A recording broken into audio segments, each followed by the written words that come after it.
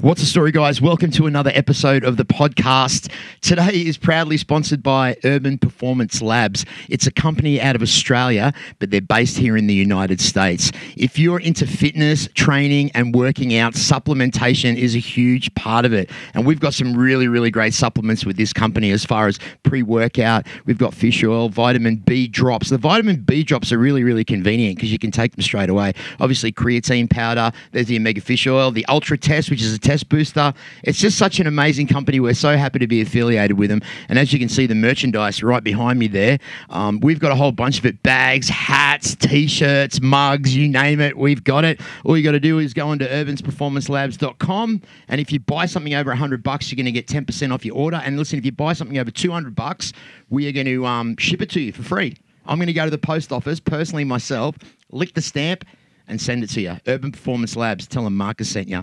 How could we forget MMA Uncensored? It is the #1 mixed martial arts site on the internet.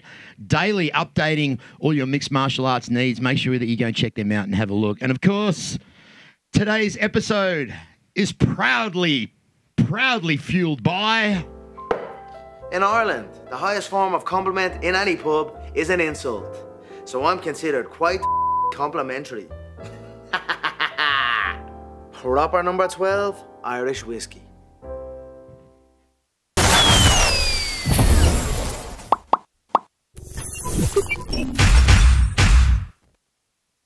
What's the story, guys? Welcome to another episode of the show. Marcus Deegan, your host, shooting from Show Creator Studio right here in Sin City, Las Vegas, wherever you are around the world. I do appreciate you listening or watching, especially if you're listening on Spotify or iHeartRadio, Apple Podcasts. You're traveling from work, you got a big drive, you're thinking, what do I do to stay awake? Flick on the What Happens Here podcast. Proud to have you in your radio, and we're proud to be here. Thanks very much for joining us. We got another great episode today. Man, my next guest is probably the most popular guest that's never been on the show. So pretty much nearly everyone that I've interviewed has had so many amazing things to say about this woman. I'm like, I got to get her on. I had one of her counterparts, Roman Foeman from the UFC PI Institute. He was on the show, and that was just such an amazing episode. I thought, let's continue on. Well, this lady, she spent 6 years with Team USA. She has attended multiple Olympic Games. She's a world traveler. She is the director of physical therapy at the UFC Performance Institute, and I'm so happy to have her here. She's been on a lot of podcasts. We finally got her here. Ladies and gentlemen, welcome to the show, Miss Heather Linden. What's up, Heather? Hi, how are you? I'm good. How are you? I'm so glad to be here. Can you pull that mic just a little bit? A little bit closer. How's Is that better? Thanks for joining us. Yeah. Welcome to the show. Thanks for having me. I'm super excited that we can make this happen. I know. It hasn't happened for a while because you're such a world traveler. You've been traveling around the world. Your job is very demanding. You just got back from Fight Island not long ago, right? I did. This was my 4th trip out there. You like it out there? I mean, they treat us so well. They're so great to us, and allowing us to continue doing what we love doing and having these fights go on. I mean, they've been absolutely amazing for us in all aspects. So I've seen the hotel over there, and I've just beautiful. It's so amazing. What's the food like over there? So there's various restaurants at the hotel, so we can pretty much get anything we want, and they are so hospitable. Like, they literally will make anything they need for us. They have this amazing Indian restaurant. I hate to say this, but I think I had it every night that I was there this last time. It's butter chicken, and it is just to die Garlic for. naan, piece pilaf, chicken tandoori. Yes, and yes. A lamb korma. It's my favorite food, Heather. It is so good. Indian. You know, the best Indian food I ever had was in Amsterdam. Really? Yeah. Have you been to Amsterdam, Heather? I have not been to Amsterdam. But you've been to Fight Island. So I've been to Fight Island. I think it's probably just as exciting. So, what's the longest stint that you spent over there? So the longest I've been over there was about 3 weeks. Right. And at one time. Do you have animals? I do. I have 2 dogs. So who takes care of them? I mean, I pretty much just had to get roommates so that I could travel as much as I do. But I have a great, a lot of my students will sometimes stay and watch them, and throw some money their way and help them out. So I read somewhere you're a horse girl. You're an animal person. I am. I grew up riding horses my whole life. Yeah. So I showed competitively horseback riding, did all that growing up, and I one day would love to have horses again. Horseback riding is huge in Australia. You've been to Australia before, Heather? I've been to Australia 3 times, and I would go and never come back. Really? Yeah, I love Australia. What did you like about it? The people. The handsome guys that they've got over there. Lots of handsome guys over there. That Australian accent. I mean, come on. It's a win-win. But Forrest Griffin said he was very disappointed with the men over there. No. Yeah, he said we were all like skinny emo guys that wore clothes that were too tight. Gorgeous. Yeah. I mean, gorgeous. Forrest Griffin, there you go. Heather Linden said we're all gorgeous over there, so I'm going to listen to her. I have a little lull on my microphone there, Ian. Is it? You just... And my glasses are fogging up. It's so freaking hot in here. There we go. Ah, that's better. That's better. That's better. That's better. All right, cool. Oh, can you see it? Hang on a second. See, it's this conversation with Heather is steaming up already. We're talking about hot guys in Australian accents. So when were you last in Australia? So I was there last in Melbourne. So the big fight where we hosted Izzy's fight, and it was amazing. Yeah. So I've been to Melbourne twice. I've been to Perth once. Yeah. That's all I've been to so far, and I loved Perth. Everybody is like, "What?" It's such a great area. Did you go swimming there? I did not. A lot of great white sharks in Perth, The minute Heather. I landed on the beach, there was a great white sighting, and they pulled everyone out, and no one was allowed to go in for the next 2 hours. And I said, I think I don't need to swim in Australia. Yeah, that's right, because they love tiny little blonde-haired Right? American women. I mean, it's a delicacy of Australian great white sharks. It is. I felt that, so I was like, I'll stay out of the water while I'm there. So how long have you, for everyone that doesn't know what Heather does, she's the director of physical therapy, and there's so many things that go into this job. Primarily, it's about maintaining health and providing recovery for these athletes, these elite super athletes that are part of the most amazing organization in the world, the UFC. How long have you been working for the UFC, Heather? And can you tell us a little bit about your credentials? Yeah, so I've been there for about 4 years. It'll be 4 years in May that I've been there. I started there when the Performance Institute opened up. I'm a doctor of physical therapy, and I've been traveling, working in sports for over 10 years. As the head physical therapist there, my roles are really to create a great cohesive environment we are performing state-of-the-art medical treatment to these athletes, getting them all right on track, really growing the entire sport as, more and more years as it becomes more popular and you see more athletes, kind of coming over to this side of MMA. So it's actually really quite interesting. And my day-to-day tends to not only keeping these athletes healthy, but allowing them to walk in the octagon as injury-free as possible and try to prevent these injuries so that they have more longevity in their career. So there's a collaboration of all you really, really smart doctors up there that maybe sit down in a room and go, okay, this athlete here is having problems with this. How can we change his diet? So it's like a full scientific program. Am I right? You are exactly correct. It's, one athlete comes in and there's so many big components that goes into that athlete's success, and we're there to help straighten a lot of those components out. Pretty much they took a bunch of nerds in their own professions and put us in a room and said, okay, how do we grow MMA and what can we do to improve the sport?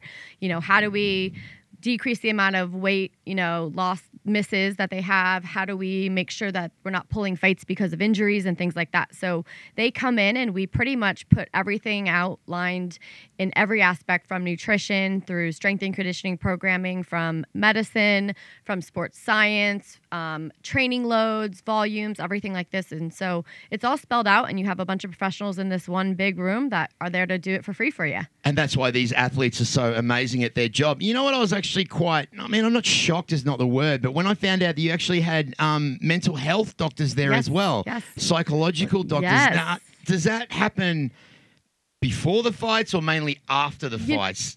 Both. We get both because it's, people don't realize the psychological component of sport, right? Not only getting your mind right, but also the stresses that your body's being placed. Especially combat sport. Yes, especially. So we have guys that, need to filter their energy. You'll hear sometimes, oh, he didn't do good cardiovascular, training. That's why he gassed out. Usually that's not the issue. I mean, I can tell you that these guys are training so hard. I've never seen an athlete train more than what these guys are doing. Right. But it's more that psychological component where, they're dumping the adrenaline or something. You're under the lights. It could be a big stepping stone, that fight for you. It's, salary, it's paying your bills, it's, supporting your children, your families, things like that. So there's so much that goes in that psychological component that it's all before and it's also after, a lot of the athletes will say to us, there's a huge mental component when they come off a loss. You'll see athletes post like, not quite right. There's that big psychological dump pretty much afterwards. And we're here to help pick up all the pieces and get them moving forward in more of a positive direction. It's amazing how powerful the mind is, isn't it, Heather? These guys can do 5, 10, 12 rounds when they're in training. Right. They'll get 40 seconds into their fight and they'll feel like they're drowning. I remember speaking to Johnny Walker and he said to me that you know Johnny, right? And he said a lot of great things about you. As everyone that I've interviewed has said amazing things about you. But he was telling me that he would get nervous and so scared that he would be warming up backstage and he'd be gassing out backstage. Yes. And that's all nerves. So, you get a lot of that and you don't realize how to channel that energy into the right direction so that you're not gassing out because of that. And there's so many techniques of meditation and breathing and things that you can do to better prepare yourself so that doesn't happen. Now, is there some athletes that are psychologically less able to adapt to the situation than others? Yep. I mean, definitely they're growing, they're coaches, things that they've just learned. There's a whole adaptability and that comes along with your body and your mind. And so some of these guys have figured out ways to channel that. Others, they're new to the sport. What's super interesting about this sport is they don't come from this groomed system like a football player, a soccer player, someone like that literally has been playing since a kid, played in high school, played in collegiate sports, and then went into the professional. These guys, sometimes are coming off of the streets, starting into mixed martial arts. So they don't really, not all of them have had people to guide them when it comes to the psychological component, the health, the wellness, all that kind of stuff. So it's pretty cool to see what we're doing over there and really making a difference. This is why I like to have people like you on the show, is because one thing that really upsets me with the MMA community, well, not the MMA, but the MMA community, I don't like to say the fans, the MMA community, is how harsh they are on the athletes. So harsh. So these guys that have probably never competed in this high level are the experts all of a sudden of the sport. Right. They don't know what goes into the preparation, like what you guys are doing. Absolutely. Does that piss you off? Is that annoying? Or because it really... It does, actually. It gets me out. heated. Like, even, I hate to come back to this, but it was sad to me to see, even after when Conor just recently lost, how people just love to push you down when you're down. Like, come on now. Like, these guys are training. He's done so much for this sport, you know what I mean, on all aspects. Like, don't dog it when you're down. I mean, come on, guys. Like, these guys are working hard. This sport is super new in all aspects of sports. Like, so there's a lot we don't know. There's a lot of unknowns. There's a lot of things we're still figuring out. But these guys are incredible athletes, and to go in there and put everything out there on the octagon, like, they deserve, a little more respect and a little bit, not this dogging them when they're down. But I find out it's more MMA fans. Like, if I look at like football or basketball, the fans aren't nearly as brutal as these. Do you think because they look at these guys as these indestructible athletes? Like, Conor's looked at this indestructible hero. Right. I know. Although he is just human like you and I. Yep. He suffers a loss, and then all of them people just flip straight away. Is it because their hero has been diminished in their eyes? You think? I do think so. I think people want to build themselves up sometimes, and they'll use it by tearing down other people in that sense. Yeah. And I just see that time and time. And like you said, in the MMA world, it can be pretty brutal. Yeah. Well, I mean, let's just, while we're talking about Conor, and this is funny, Conor always seems to get brought up during this show. Let's talk about that loss for a second. The perennial nerve, is that the right way that I'm saying it? So the perennial nerve is a nerve that connects right down through the back of the leg. When that nerve is compromised, damaged, swollen, full of blood, that prevents feeling in the bottom half of the leg.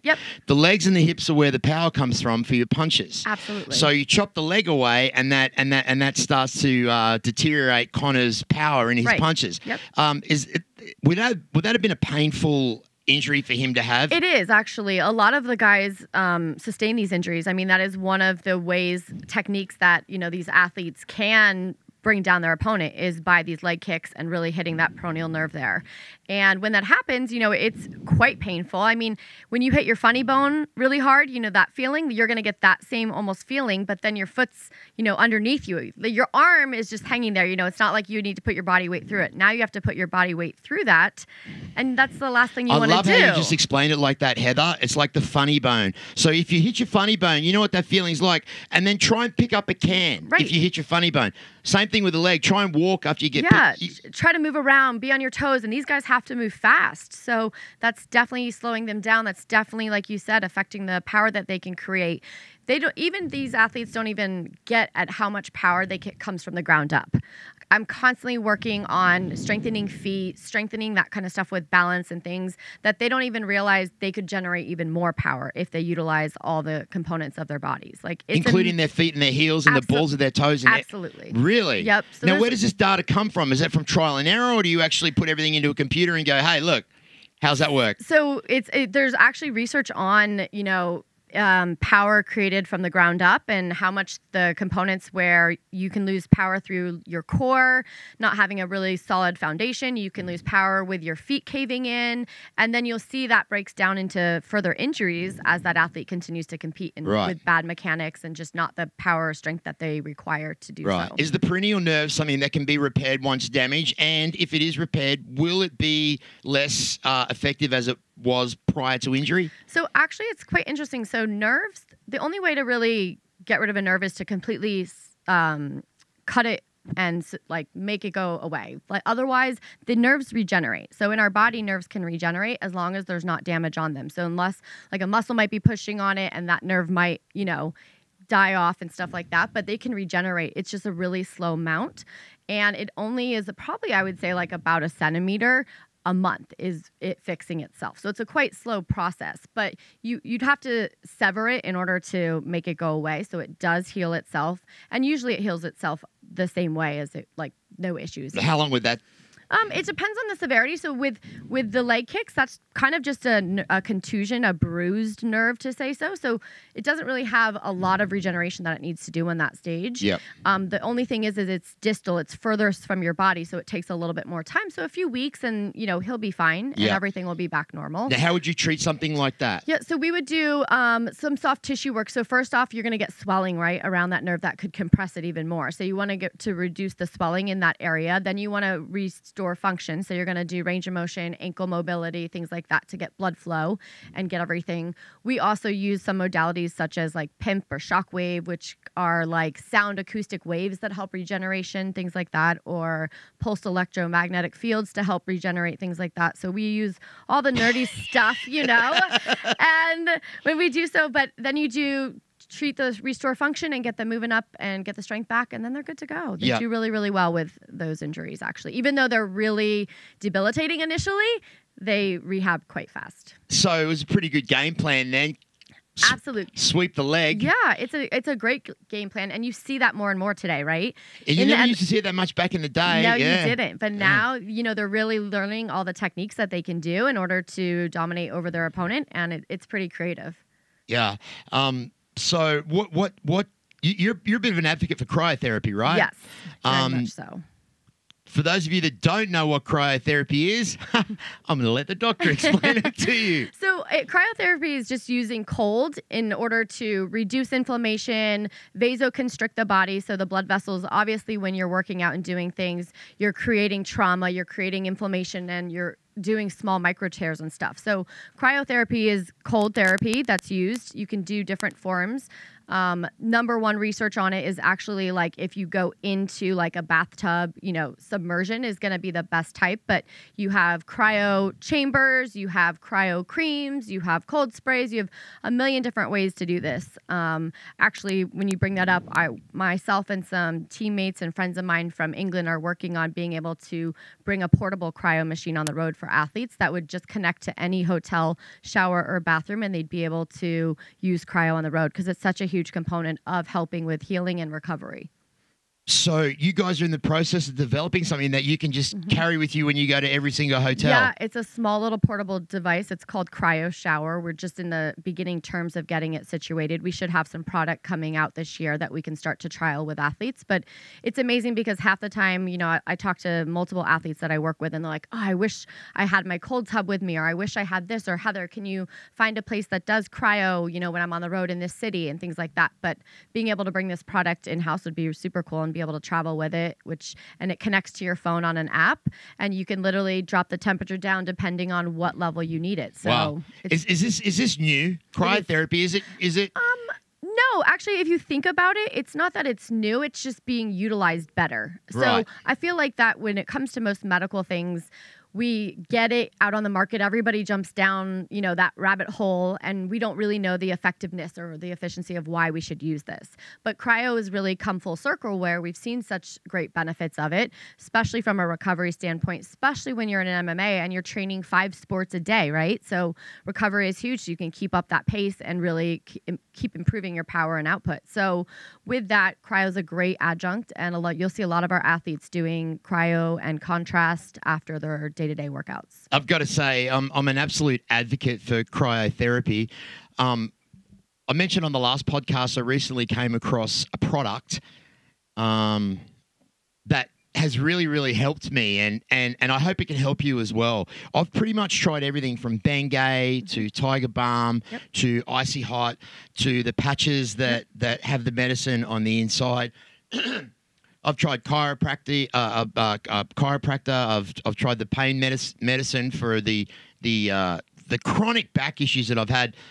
Can we pop that up there, Ian? So I just want to talk about recovery, how important it is, and how happy I am to come on board with this cryotherapy hemp powdered spray, which has got 500 milligrams of photocannabinoids in it. Google that, because I don't have to go explain it. But this is a blast of cold like I've never felt. Yep. And it doesn't just sit on the surface like Bengay or Icy Hot. It actually deeply penetrates into the muscle, and you're hit with this wave of menthol, but this blast of cold that really. So this is 2 years ago, Heather. So I broke my neck. And ended up with a titanium plate and 8 screws. Actually, pardon me, 6 screws, titanium plate. Yeah, it's about 2 years ago that was. Then I slowly but surely started coming back. I was very, very small there, about 130 pounds. How did you do this? So check this out. So I broke my neck in a car accident, and it went. And this is actually a year later. So this is about a year after I had my surgery done, with use of physiotherapy, massage, breathing, yoga, and positive attitude. I was able to get back up there. So what had happened was I had a car accident when I was 17, broke my neck, went undiagnosed. It wasn't until I broke my neck for the second time that when I went and got my MRIs, the spine surgeon said, "When did you break your neck last?" I said, I've never broke my neck. I just had pain my whole life. He goes, you broke your neck and it has healed. And how it's healed, now that you've broke it again, there was bone spurs. I shattered 2 discs, had spinal stenosis, disc degeneration, crumbling disc degeneration. And I've tried a lot of recovery therapies. And I've got to say, guys, I'm an advocate for this. This has helped me more than anything. Tidl has helped me more than anything, and it's given me a little bit of sanity back, because even though I did have the surgery, I still suffer with pain all the time. So, guys, do yourself a favor. Please try this out. You're going to love it. Promise you, on my life. So, yeah, I'm really interested in cryotherapy. I want to learn a lot more about it. Cryotherapy is wonderful, and it's such a good adjunct, especially on day-to-day recovery. Like, people think only athletes, but everybody, it's such a great way to end the day, vasoconstrict, heal your little injuries and your aches and pains and stuff that are going on as well. And also, you know what else really helps? Whiskey. It does. And you have both of those. Proper whiskey and cryo right here in the office. We're ready to go. Combine them together. Yeah. And it seems to work better. The Tidl with the Proper 12 whiskey. Back pain is gone, ladies and gentlemen. Oh, man. We've just cured the world problems. I know. This tastes better than this, but this feels great. Right. Oh, that's funny. So what about for fun, Heather? Yeah. What do you do? I love to travel. And that's what I get to do. I work for fun, but my work isn't really, I love, hanging out. It's not considered work, it's not considered work. It's the best job ever. I'm so lucky. And I like to do outdoor stuff. I'm always hiking, biking, hanging out with my dogs, doing that kind of stuff. I love anything that's sports and live music and things like that. So I stay rather busy. I don't think there's really a night that doesn't go by that I'm not doing something. And are you how many days a week you spend up at the PI? Yeah. So I'm there Monday through Friday, and then some Saturdays. And then unless it's a fight week that I'm in charge of the fight week, then I'm there possibly Monday through Sunday, depending on what things we need to address. Our schedules are pretty busy. Right now, especially with fights being back in Las Vegas, we have not only the day-to-day rehabs, and we have we had like almost 70 UFC fighters in town recently. So we're pretty busy. And you go to all those fight camps, Heather? We do. And how many of your team goes to those? So we all rotate. All of us do. So now every week we kind of split. Someone is on that fight and someone's traveling, and then you come back and then the next team member leaves and things. Last year, I think we were able to cover about 36 out of the 42 fights that went on. Wow. Yeah. So we are always on the go and always busy, but it's so rewarding, and to see them then be able to perform on the road, and it's great. Do you get your little favorites? You definitely have a few favorites that you get, but it's just more of that connection of that human being one-on-one that you have a lot of things in common with. But this population is definitely some of the best athletes I've ever worked with. Does it hurt you emotionally when you see them getting hurt? Yeah. Do you cry? I don't cry, but I don't watch fights like most normal people would watch fights. You watch the injury that you've been working on? You watch the injuries, then you see something, and you're like, oh my gosh, I'm going to have to rehab that, and this is what really happened. So just like you said with Conor, that was the injury. I'm going, okay, well, peroneal nerve, you're going to have swelling. You're going to, I analyze it. My nerdiness comes out when I watch the fights, and I'm constantly analyzing the injuries that are occurring, and hey, can these injuries be prevented? What are we doing from a prevention standpoint to help these athletes, and going down that rabbit hole. What's the worst injury that you've seen that you rehabbed and it ended up coming great? So actually, this was a pretty cool story. I had an athlete that dislocated and fractured both of their ankles in gymnastics, the men's gymnast. And ouch. Yeah, landing short on the floor, doing like a triple back. It was insane. And pretty brutal injury. He was, in splints and stuff. And then he comes back and makes the Olympic team and makes medals. And he's phenomenal. So it's so cool. And every day I get to do that. Every day I'm working, athletes are usually coming to me because of an injury or something's debilitating them. And being able to, or an athlete waking up the day of a fight and being like, oh my gosh, I can't move my neck. I mean, we had DC who injured his back coughing, and he's our main event title fight in New York City. And is that how he did it, coughing? Uh-huh. Oh my God, that's such an old man thing. I do it all the time. Yes. And here we are, are we going to have to pull this title fight in the main event? So, hey, Heather, we need you to get here ASAP. I mean, I think I worked on him 2 or 3 hours, and he defended his title. So, I mean, when you see that, it's so rewarding, and you're like, okay, I can pat myself on the back, and I can breathe, and I can just enjoy this moment that we got him there. So did he pinch a nerve in that? Or? Yeah, he had a disc issue that was pinching a nerve. Mm-hmm. Wow. Yep. And you fix that just through massage and... A lot of massage. We did a lot of needling, so dry needling, where we're doing needles in the spine to shut off the muscles that are now spasming and trying to guard. Releasing his hips, improving the hip mobility so the hips can move better and doesn't pull enough from the back. And then activation of the core to make sure you have your stabilizer. You're so small, Heather. How do you work on these big burly men? You're so tiny. Like, I mean, my first day, I think Francis looked at me and he's like, she is the PT. She is so little. I'm going to pick her up with one hand. And to this day, he's like, you make me cry. Like, he's like, you learn to use your body. I've become really efficient in using the rest, like my whole body. Like, people think massage is just hands, but just like these punches and the power that we were talking, the output you can get through your legs and your core and things like that can generate enough force to work with these big guys. Who's the biggest guy that you've worked on in the UFC? Francis is probably the biggest. Like with everything, just legs, feet, hands, everything's Derek just you. Lewis is a big boy. Yeah. He's a big guy to work on. All of our heavyweights are pretty, they're usually anywhere from 260 to 280 walking around. You know what I mean? So they're almost, but by far the biggest person I've ever worked on was Shaq. I mean, I tried to stretch him. And, you worked on Shaq. And I had to go on my tippy toes just to stretch his legs. I have the funniest picture of me stretching him, and it's a joke. It's so funny. I mean, what is it like to see? What is it like to even touch a human being that big? Right? I mean, you look at them and you're like, your leg is the size of me. You know what I mean? And you're like, oh my gosh, this is so crazy. But wow, yep, it's pretty crazy. Wow, that's insane. All right, I got a couple of I got a couple of fan questions. Okay. I'm gonna get them to. All right, where we go. Okay, so what is the 3 most common injuries that UFC fighters get? Okay, I would say neck disc herniations. Wow, really? A ton, especially all the wrestling and grappling being snapped down chronically over time. Training grappling jiu-jitsu, getting your neck cranked on and pulled side to side. So we get a lot of disc issues in the neck. We get a ton of shoulder labrum issues. I mean, that's obviously all the punching, the overuse, the overhead movements. We get a lot of that.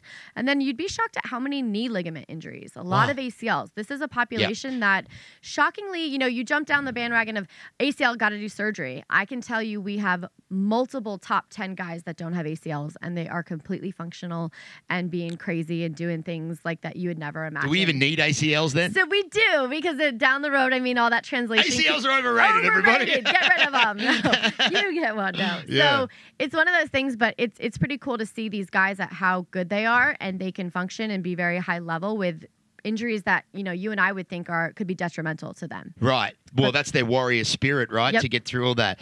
Okay. What is the most important supplements that you would suggest for people that are doing mixed martial arts? So from a supplement standpoint, I would definitely say it's going to be very individualized. So, and that's where I think what we do really well is we can break down the body. We can look at what your body metabolizes. We can look at reactions, if there's been any allergies and things like that. So before I just say it's this supplement, one that I do swear by though is magnesium. I'm not even that much of a supplement person. Really? Nope. Dr. Heather Linden. I know. Well, how dare you? Well, mostly your body, if you eat healthy and you eat normal. All your supplementation's in that, right? Yeah. So like the stuff, even when I've done labs and blood tests, maybe like a little bit in my vitamin D because I wasn't out in the sun when I was living in Colorado, things like that. Right. So a lot of times we put a lot of supplements in our body that our body doesn't need. So you're just getting rid of them as waste. So unless you truly know what you're lacking and doing the research to figure out what's appropriate. So you recommend once you get a blood test? Yeah, I mean, I do. I think we should stay up on our health and make it more science driven than just like, oh, well, this is a great product and this is a great Do the blood test, see what you're lacking, and then supplement it in a proper way. What I do love about magnesium is not only does it take like that bloat feeling out, if you're working and you have inflammation, but it also helps with sleep and it's very natural and things like that. So, making sure you're doing what's appropriate for your body, I would say, from a supplementation standpoint. Is cupping and needling important? Yes. Oh my gosh, they're such great tools from a medical standpoint. So when you look at cupping, what we're doing, everything we do compresses tissue, right? If I'm massaging you, if I'm doing a joint mob or a manipulation, we're compressing tissues pretty much. Cupping is that reverse. It actually is lifting and separating skin and fascia and stuff like that from the muscles so that you can good nourishment into those muscles and they can recover Does it hurt? appropriately. Some people say it does. It's not too bad. I tend to be a little aggressive and I will move the cups or I'll make the athlete move and do more functional cupping. And with that, they definitely are like not loving me at the time, but afterwards they feel magnificent. Really? And then needling is so great. Needling is one of the few modalities that gets that chemical reaction in the body stimulated. So to bring healing tissues, chronic tissues that just aren't getting the appropriate blood flow because of overuse, bad posture, things like that, overtraining, the needling is a great adjunct to bring that in. So I've found with the necks and backs, if you can do needling and stim in those, right acute, like 24 hours after someone coming in with back issues, literally it will take me 3 or 4 days to get rid of that back issue and then we're good to go. So, well, maybe I should try some cupping and needling. It's great if you haven't tried it. I have never tried it. I know, right? I know. I've never tried it. I made the mistake of thinking that the surgery was going to fix everything. Everybody does. Everyone's like, oh my God, I did surgery, I'm fixed. And I'm like, the issues are usually happening over time, right? And you've done years and years of damage. So you now have to build that up and it's going to take years and years of rehab. Like people just think, let me get the magical surgery or the magic pill and it's going to fix things, but you really have to put the time and effort into it. Well, no, you really do. I mean, it's. I'm 2 years out of recovery. I'm actually starting to get the numbness back in the fingertips and toes again. So I'll wake up with my hands completely numb, and it's really, really annoying. It's been increasing maybe over the last 3 months. Okay. So I think maybe I've got. What have you changed in the last 3 months? I am less active. That actually, people think when you hurt, you don't want to move. Our bodies were designed to move. Just moving stimulates healing, stimulates synovial fluid in the joints, which makes them function better. So if you're sitting around and more dormant, that's going to definitely lead to feeling like crap. Fucking COVID-19. I know, right? Dang, I mean, I'm the same way. Like you say, I'm little and I don't have any really aches and pains, but when I get off my exercise routine that I do every morning, I'll be like, I'll do a whole fight week and I'll be like, okay, I'm a little sore. My body's a little sore. I've been picking up 285-pound guys, like stretching them and working out. I'm a little sore on Sunday, you know? Yeah. And if I keep to my exercise routine and stay healthy and strong, it doesn't even bother me. And the last one here is water intake. How much per day? So you should definitely, water intake. You should try to get in, I would say, probably at least 8, full water bottles full of water. Those little ones like this here. Exactly. I am horrible. I have to remind myself because I just start working on people and then I'll realize I've gone 4 or 5 hours and I haven't even sipped on water. So I'm constantly being reminded by my athletes. Is that why you did that water intake? I did because, people be like, Heather, did you have water today? And I'm like, I had a glass this morning. And they're like, a glass of wine. I had a glass of wine last night. Does that count? And my coffee, does that count? And they're like, Heather, you preach this. You make sure we're drinking water. It's so good for the body. I mean, it really helps make us function. Yeah. So you should be good on water. So don't listen to Dr. Heather and don't do what she does. Be better. 8 a day. Drink 8 of those a day. Yes. Don't listen to Dr. Heather. What's your favorite part about is helping people your favorite? I mean, people get into this kind of business because they love to help people, which shows your character. Is that your favorite part of this? It is. To see someone, I mean, injuries can play such a big role when it comes to the psyche of the mind or an athlete's career. Sometimes it can be the one injury that, that they never return from. Mm-hmm. I've never had that happen. And being able to see that change where you go from someone that, can't walk, can't run, can't do things that they would do every day to being able to make a difference in their life is so rewarding. So I definitely, that's what hands down got me into this career. And I'm just a real people person. I could sit and talk to people all day long and I get to do that. Yeah. I get all the dirt. I get all the gossip because you get on my table and it's just conversation flowing. And why have we not talked about any of that dirt and gossip today, so Doctor? Much dirt and gossip. It's amazing. You should write a book after this. I am actually. I want to. Yeah, I've actually started putting notes down from my years of sports and all the greatness, and it's amazing. So one day I will. Where do you see everything going? Like, are you just planning on staying with the UFC for life? Or? I mean, I love it. I absolutely love working in the UFC. It would take a lot for me to leave. But genuinely, I want to change professional sports all the way across the board. Yeah. I think we do a disservice to the athletes. Being able to come from, a nonprofit Olympic team that doesn't have a lot of funding and what they can do for their athletes, to see that, then come to the UFC and see where they're very big advocates and they do support me, like getting the bigger, better things for the athletes and seeing how that makes a difference in their lives. And then working with different professional athletes from organizations, we just don't put it together very well. Yeah. We have little bits and pieces. We don't look like an injury is given over to medical where truly at the PI an injury comes in and I'm like, okay, is there nutrition? I need you. Because if they're not fueling this injury is not going to happen. I had an athlete once that had an ankle sprain. An ankle sprain you should be able to get them up and going in a week. Like they should be back to training and everything like that. From a big swollen ankle like that, yeah. Really? Absolutely. Absolutely. Wow. And I had this athlete, they had seen a physical therapist for 4 months and they still had, and he was a ski snowboard athlete and he still couldn't do a sport. And I was like, this is an ankle sprain. What are we missing? So start talking to the athlete. And the only thing that changed the week before his injury was nutrition. He went vegan. And so he wasn't getting the proper nutrition to help with healing. And that totally made his ankle take way longer. So that sparked something in me where, okay, you do need to ask the nutrition questions, even though you are medical. You do need to then pull in the strength and conditioning because what are they doing to the other 3 limbs over this long rehab process? Right. You need to pull the coaches. How do you get them into their sport actively back as soon as possible? Mentally, they need that. So it's really a full team that needs to go behind these athletes, and they should work collaboratively together, not in siloed effects where you come see me, the strength and conditioning, when you're done with your rehab. No, that should be going on through that whole process. So every day is different for you then? It is. It's never the same, is it? Never the same. You never know what you're going to get. You don't know what injuries occurred the night before, what occurs that day. I mean, I had literally had an athlete today walk in and yesterday subluxed his shoulder and had to relocate his shoulder this morning and it's so exciting and it's fun. Do you know what? Spin that music in here. Do you know what? I have so many, everyone that I've interviewed has just said such amazing things about you, Heather, and that's why I wanted to get you on the show. You invited my business partner up to the PI, Kieran. Yep. He wanted to say thank you very much for that. Is there anything you want to say on a party note to everyone that's listening? Dr. Heather Linden? I mean, I just say love what you do and do what you love, right? Yeah, man. And life is great. Love what you do and do what you love. Yep.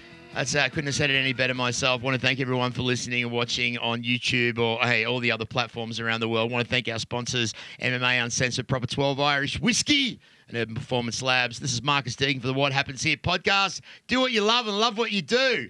I'll see you next time, everyone. Oh, yeah.